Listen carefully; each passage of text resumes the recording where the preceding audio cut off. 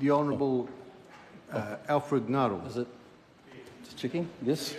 Thank you, Mr. Speaker. Just a bit unsure whether it was my call, but I'm honoured to take the call this afternoon in addressing this issue about this debate. This debate has been raised because there are concerns, and it's a valid debate that has to be had because it is to do with the issues around the care and concern of our communities. So it's a valid debate. That's why we're here today. It's been raised, and there are concerns in regards to information that's required. Mr. Speaker, I just want to just remind us that with the debate, we've been talking about the genesis of this debate, the whole theme and thrust of the social investment approach. At its heart and at its core, it's about two key things. The first thing is about data and evidence. We want to know that the fact is that are we asking the right question? Do we know that if we are investing or if we're putting taxpayer funds into the appropriate approach, whatever service it may be, do we know we're getting the right return? Now that's a question that every single New Zealander would want us to be held accountable to, and it's absolutely the right thing. The second thing about the social investment approach is about it's investing early.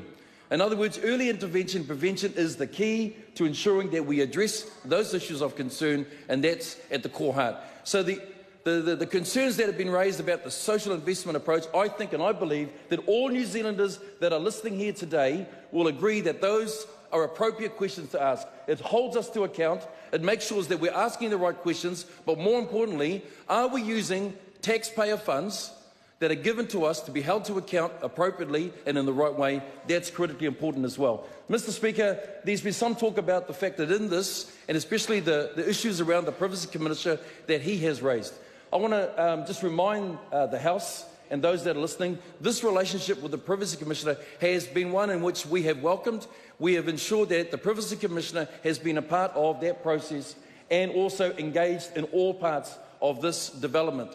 We know that in December of last year, he was invited to a workshop with other key officials and other key stakeholders. We talked about the importance of the approach that we were taking. So we have not discounted the issues that the Privacy Commissioner, by right in his role of responsibility, has taken. He's asked us to ensure that we are accountable. He's asked us to ensure that we protect the privacy of that information, and we've taken it seriously, and hence the reason with the report. We have welcomed the report.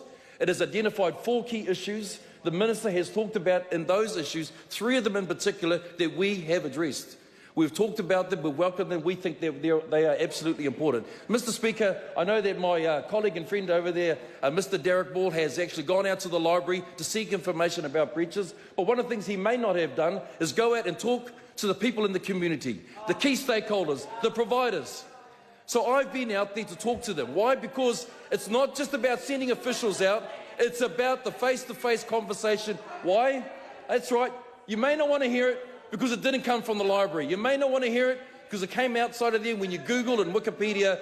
So this is a face-to-face conversation to talk about the issues that we are taking. We talked about Oranga Tamariki. We talked about the approach. Was there a concern? There were no concerns where the government was going.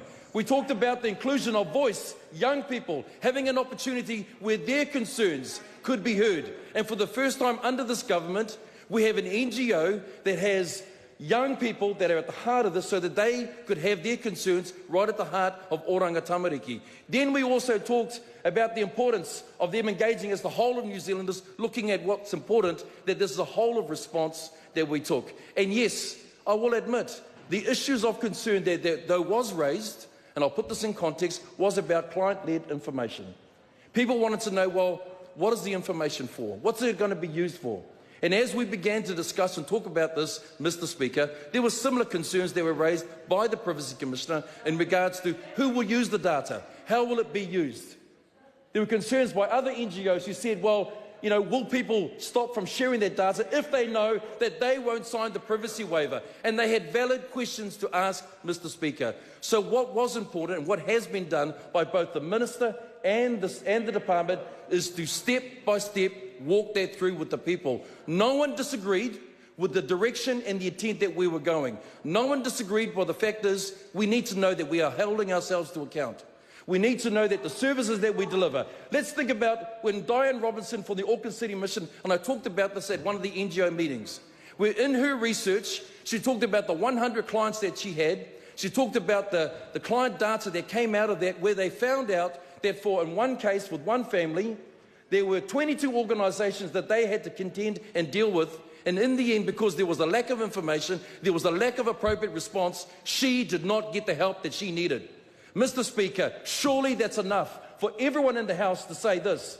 We need the right information. But the concerns are right. We need to do it carefully. We need to step through this appropriately. We have done that. We are doing that.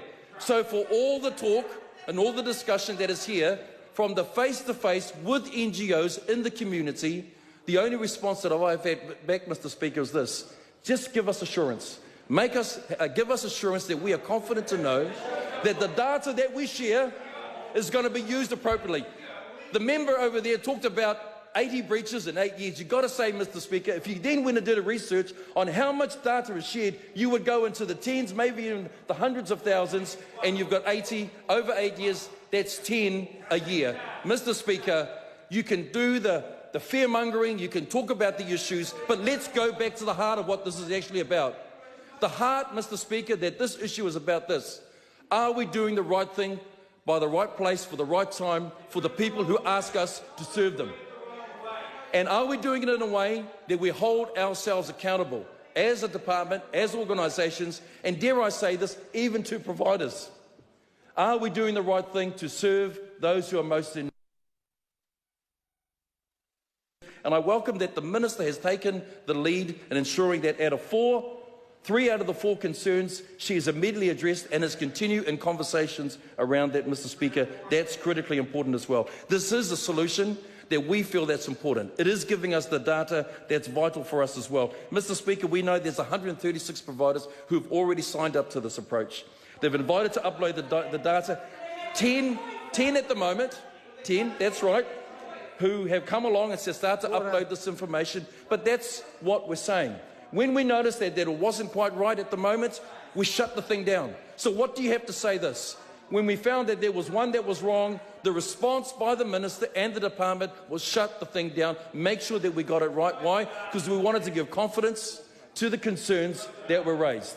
Mr. Speaker, we believe that we are acting responsibly in what we are doing at the moment, Mr. Speaker. Mr. Speaker, we know that the Minister also too has had conversations with those that have had concerns in the specialist sexual violence services, that in their case, they've had those concerns. How has she addressed this?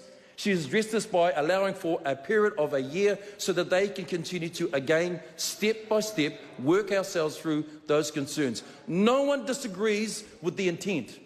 No one disagrees with what we are trying to do, which is to make sure we have the right information to ensure we provide the right service at the right time for the right purpose. I've heard no one at all disagree with that. What we are concerned about in this debate is to make sure that we have stepped through all of those concerns. We welcome that. We are working through that. We think that's absolutely important as well, Mr. Speaker. Mr. Speaker, well, that's why the urgent debate is here. It provides for that provision as well. Mr. Speaker, I think it's important at the moment that the work that we're doing is critically important. We are working through that. Well, they may think that, but, you know, these are the face-to-face conversations we're having in community, up and down the country, talking to the people. This is what they're sharing. We didn't send officials, we went along ourselves. The Minister has also gone along, talked to different community groups, those who have had concerns.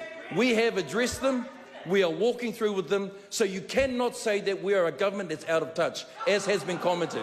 You cannot say that we're a government that is not stepping and walking through those concerns. Mr. Speaker, in fact, you would have to say the opposite. We don't go to Google, we don't go to the library to get information. No, we don't. We go out, we meet our stakeholders, we talk to them about the concerns they have. Mr. Speaker, we know that at the moment the concerns are there.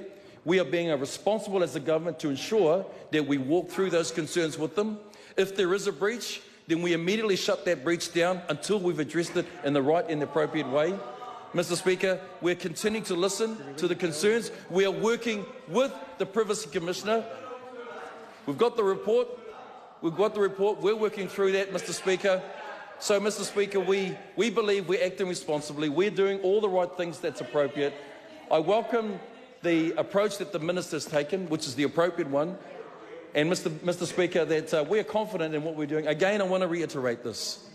that the heart of this issue, Mr. Speaker, is about getting the right data, the right information to make the right decisions. Mr. Speaker, I confirm this debate. I call Grant Robertson. Thank you, Mr. Speaker. When you